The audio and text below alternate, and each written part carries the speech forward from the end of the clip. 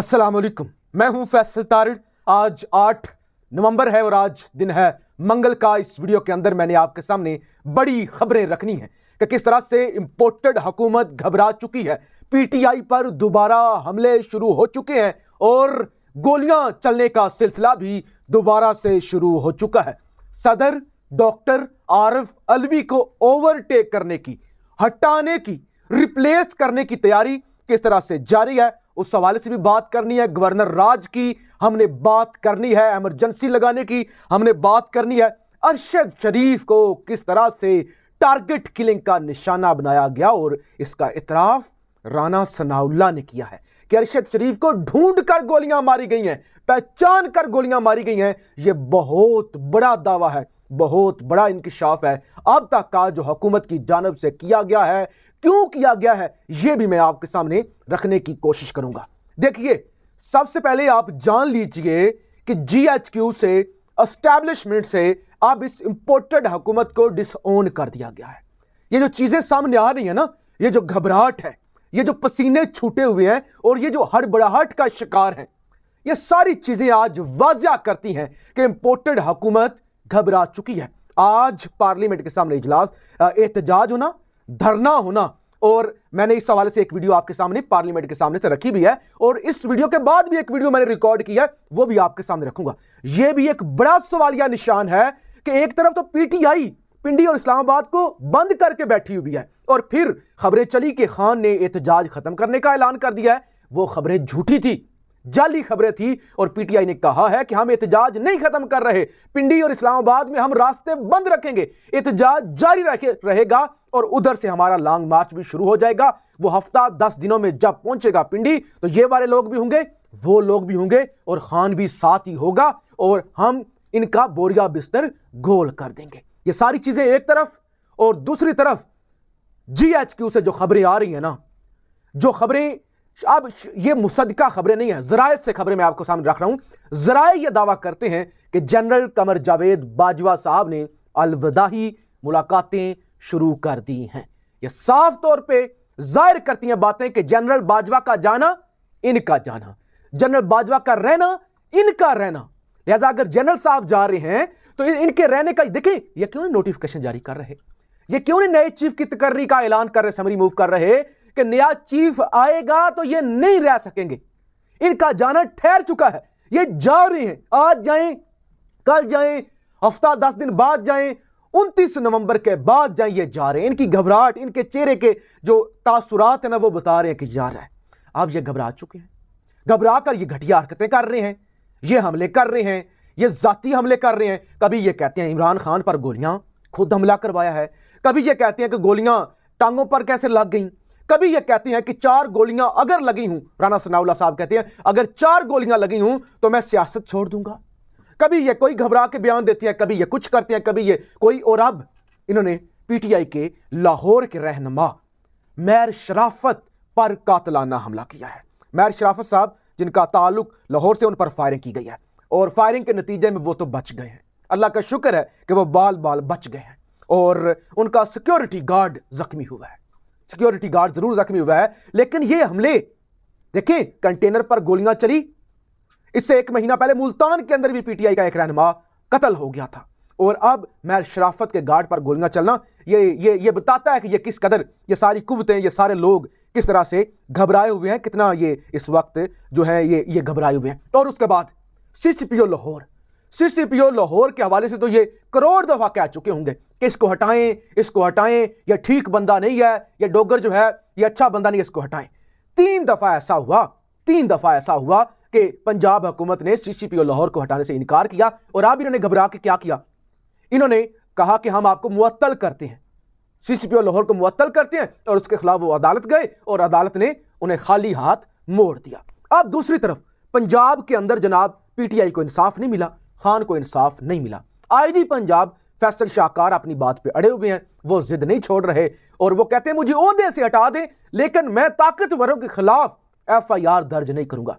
अब जनाब आज पंजाब हुकूमत की जानब से वफाक को खत लिखा गया, कहा गया हमारी काबीना ने यह फैसला किया कि इनको हटाया जाए और ये खुद भी ओहदे पर नहीं रहना चाहते, इसके ये जो है डिलीवर नहीं कर सके। पंजाब हुकूमत ने वफाक को खत लिखा कि एस्टैब्लिशमेंट डिवीजन इनकी जिम्मेदारियां वापस ले, लेकिन वफाक की जानब से इनकार कर दिया गया। वफाक ने कहा कि नहीं, फैसल शाकार आईजी पंजाब अपने ओहदे पर काम जारी रखें। यानी वो एक मुकाबला, वो एक लड़ाई, और उससे आगे बढ़े। आप जनाब जो बड़ा एक राना सनाउल्लाह की जानब से ऐलान किया गया है, कहते हैं अगर गवर्नर राज लगाने के लिए सदर नहीं राजी होता तो कायम मकाम सदर आ जाएगा। सदर पाकिस्तान डॉक्टर आरफ अलवी अगर इमरजेंसी लगाने के लिए, गवर्नर राज लगाने के लिए वो कहते हैं नहीं राजी होते तो फिर हम इनको हटा देंगे, कायम मुकाम अपना सदर ले आएंगे। अब ये नहीं पता कि ये कैसे मुआवजा करेंगे, कैसे हटाएंगे, लेकिन यहां तक मामलात जा रहे हैं। आज दिन को मैंने आपको बताया था जो गवर्नर पंजाब बलीगुर रहमान है, उनका ट्वीट, उनका बयान मैंने आपके सामने रखा था। वो कहते हैं गवर्नर राज लगना कोई नामुमकिनात में से नहीं है कि लोग समझे कि ये लग नहीं सकता। अगर अमन अमान का मसला हुआ, अगर हुकूमतें फेल हुई तो फिर वफाक कंट्रोल संभाल लेगा। वो कहते हैं मैं 1 मिनट भी नहीं लगाऊंगा कि मैं गवर्नर राज लगा दूंगा। ये कोई ऐसा नहीं है कि इस पर सोचा ही नहीं जा सकता, ऐसा नहीं है कि ये लगेगा ही नहीं, लिहाजा आप भूल जाएं। आप जो कहते हैं कि गवर्नर राज नहीं लग सकता, लग के रहेगा, हम लगा के रहेंगे, ये आप छोड़ दें कि हम नहीं लगाएंगे। और उसके बाद राना सनाउल्लाह ने कह दिया, ये वो घबराहट है, ये जा रहे हैं, ये जाने से पहले मुल्क को किसी बड़े साने से दो चार करना चाहते हैं। मैं आपको बता दूं किस लिए, किस तरह के हालात हो जाएं, ये ठहर जाए, इनको जाना ना पड़े, ताकि कोई बहाना इनको मिल जाए और इनको जाना ना पड़े। इस वक्त ये खून से खेल रहे हैं, इस वक्त ये हमले भी करवा रहे हैं, गोलियां भी चल रही हैं, और ये तशद्दुद की सियासत भी कर रहे हैं, और ये उल्टी इल्जाम बाजी भी कर रहे हैं, ये मुकदमा भी दर्ज नहीं होने दे रहे। और उसके बाद अब ये सदर पाकिस्तान को ओवरटेक करने की तैयारी में है, अब ये गवर्नर राज लगाने की जनाब तैयारी में आ चुके हैं। अच्छा जी, कुछ और खबरें भी मैं आपके सामने रख दूं, बल्कि सबसे पहले सबसे बड़ी खबर हमारे कोलीग और अरशद शरीफ साहब, उनके हवाले से जो है वो बड़ी खबरें सामने आ रही है। अरशद शरीफ साहब जिनका चंद दिन पहले जिनको शहीद कर दिया गया था और बेदर्दी से शहीद किया गया, उनकी शहादत होते ही हम उनके घर भी पहुंचे, इस्लामाबाद हाई कोर्ट के अंदर भी जो सारे मामला थे वो भी आपके सामने रिपोर्ट किए। आपको बताया था कि उनको मारा गया है, उनको पाकिस्तान के अंदर खतरात थे, उनको दुबई से निकाला गया है। अब चीजें सामने शुरू हो गई हैं, चीजें खुद ब खुद सामने आना शुरू हो गई हैं। कीनिया की पुलिस ने बहुत झूठ बोले, बेशुमार बयानात तब्दील किए। कभी कहा कि गाड़ी चोरी हुई थी, कभी कहा कि बच्चा अगवा हुआ था, हमने उसे छुड़ाने की कोशिश की। और वो जो 2 मशकूक करदार हैं, वकार अहमद और पता नहीं क्या खुरम अहमद, उनके हवाले से भी बेशुमार चीजें जो हैं वो आपके सामने आ रही हैं। आप जनाब वफाकी हुकूमत की जानब से जो IB के एक अफसर को और एक FIA के डायरेक्टर को भेजा गया था कीनिया, वहां से जो रिपोर्ट आई है मोहम्मद मालिक के प्रोग्राम में, राना सनाउल्लाह बड़ा होश रुबा दावा करते हैं, तहलका खेज इंकशाफ करते हैं। वो ये कहते हैं अरशद शरीफ को टारगेट किलिंग के नतीजे में मारा गया, और वो वाजिया करते हैं, वो कहते हैं ऐसा नहीं है कि यह हादसा था, ऐसा नहीं है कि यह हादसा था, कि हादसाती तौर पे वो जी गाड़ी चोरी हुई थी, गोलियां चला दी, वो जी रास्ते पे रुके नहीं, हमने गोलियां चला दी, वो जी हम पे फायरिंग की तो हमने गोलियां चला दी, और वो जी वो मिस आइडेंटिटी, वो क्या कहते हैं कि आइडेंटिटी जो है वो क्लियर नहीं थी, रात का अंधेरा था, पता नहीं था, हमें क्या पता था। ये राना सनाउल्लाह कहते हैं मारने वालों को पता था कि यह अरशद शरीफ है, मारने वालों को पता था कि यह पाकिस्तानी है, उनको पता था यही अरशद शरीफ है। और वो फिर कहते हैं कि साथ जो ड्राइवर था खुरम अहमद, उनको क्यों नहीं मारा।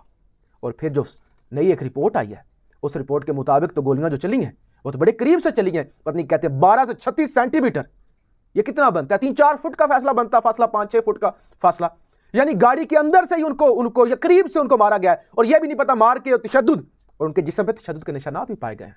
ये सारी कार्रवाई डालने के बाद ये वकूआ किया गया कि यहां से हमने पकड़ा है और यहां पे ये सारा वाकया पेश आया है, अल्लाह ही जानता है। लेकिन ये राना सनाउल्लाह ने बड़ा वाज़ा कर दिया, वो कहते टारगेट किलिंग हुई है, जानते थे कि ये अरशद शरीफ है, उनको पता था इस गाड़ी के अंदर, उनको पता था साथ भी कौन है, एक मिनट की उनके पास इत्तलात थी। अगर हुकूमत खुद मान रही है, अगर यह हुकूमत खुद दावा कर रही है, तो फिर उंगलियां किस तरफ उठ रही हैं। और यहां से आप खुदा के लिए इस नुक्ते एक बारीक नुक्ते पर अगर आप गौर कर लेंगे ना, आप सारी कहानी समझ जाएंगे। हुकूमत खुद मान रही है ना, इसका मतलब यह कि हुकूमत ने वाज़ा कर दिया कि अरशद शरीफ के कत्ल के अंदर हम नहीं है, फिर कौन है।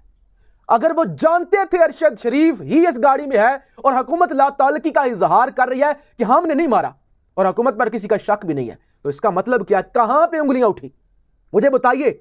अगर हुकूमत अपने आप को साइड लाइन कर रही और मान रही है कि थी टारगेट किलिंग, उनको पता था कि यह अरशद शरीफ है, फिर कहां पे उंगलियां उठ रही हैं, किस तरफ का मामला जा रहा है? आप सारे समझ गए कहां पे मामला जा रहा है। और इस वक्त हुकूमत ने ऐसा क्यों, राणा सनाउल्लाह ने, इंटीरियर मिनिस्टर ने बयान दिया और वहां पे उंगलियां क्यों उठाई? क्योंकि वहां से प्रेशर है और वहां से इनको डिसोन कर दिया गया। आप ये चाहते हैं हम उन पर प्रेशर डालें ताकि वो हमें डिसोन ना करें, हमें इक्तदार से ना निकालें, हम उनको प्रेशराइज, वहां से जो प्रेशर आ रहा है ना, हम उनको प्रेशराइज करें और हम कहें हमारे पास बड़े बड़े राज हैं, अगर हमें निकालोगे तो हम तुम्हारे सारे राज लीक कर देंगे, फाश कर देंगे। तो इस वक्त एक बड़ा खतरनाक खेल जनाब शुरू हो चुका है। आप सारी कहानी समझ चुके होंगे कि यह घबराहट की वजह क्या है। और अगले आने वाले दिनों में, मैंने जैसे कहा कि जनरल बाजवा साहब जा रहे हैं, तो आप अगले आने वाले दिनों में अल्लाह इस मुल्क को बचाए किसी बड़े साने से, लेकिन ये लोग किसी भी साने से दरेग नहीं करेंगे। अपनी राय का इजहार जरूर कीजिएगा। पाकिस्तान जिंदाबाद।